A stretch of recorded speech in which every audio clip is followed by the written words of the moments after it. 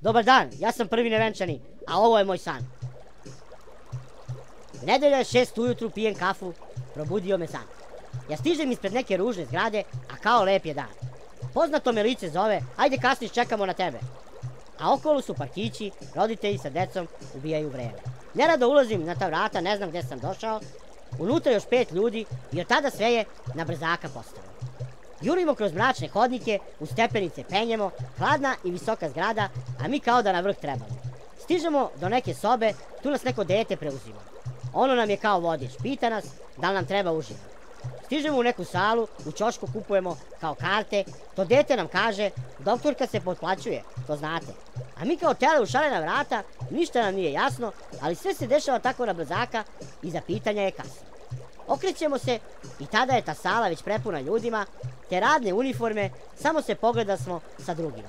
Svi jurnu smo na neke šaltere, ja logično zadnji u redu, tako srećni jer su uspeli da me zaobiđu kao pređu. Daš onu kartu i ličnu kartu, dobiješ neke silne papire, kada završe sa šalterom, gledaju ih i kao se dive. Ja dođoh na red, kad odjednom šalteri se zatvoriše. Molim ih da i meni to završe, ali svi panično pobegoše. Okrenu se, kada svi oni ljudi, levo desno, negdje odoše, ostah sa 5 devojaka žena i vrata oko nas se zatvoriše. Trouglasti prostor sa nekoliko stubova i velikim prozorima. Tada jedna, sva se trese, reče mi smo sa najmanje bodova. Zgrada poče da se ljulja, ja one papire guram u džepove, pričam im da se uhvate za stubove, ali niko me ne čuje. Panika i vriska, sve se trese, ja se još sa papirima borim, ne znam zašto ih ne bacim, a ostale da se smire molim.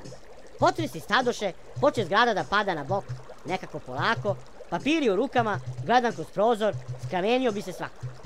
Sve više vidim tlo, vidim one roditelje i decu što se igraju. Zašto ne beže? Kako ne primećuju? Šta se dešava ne pitaju. Zgrada pada baš na njih. Mašem da im kažem, toliko smo blizu, probudim se, sav naježen i još nisam prošao tu krizu. Šta li znači ako znači i da li treba ispričati ovu priču? Ne znam znaću, ali se pitam zašto svuda zgradetine niču. I kako sada da smislim neki kraj, kad me sačuvao neko, ili me je samo namučio, ja i tamo sam srećan kraj čekao. Možda svi smo samo sanjali i sve je samo igra, ali šta je bilo na kraju? Svako normalan se pita. Ne menjajte kanal kada ste već u kanalu. I pozdrav!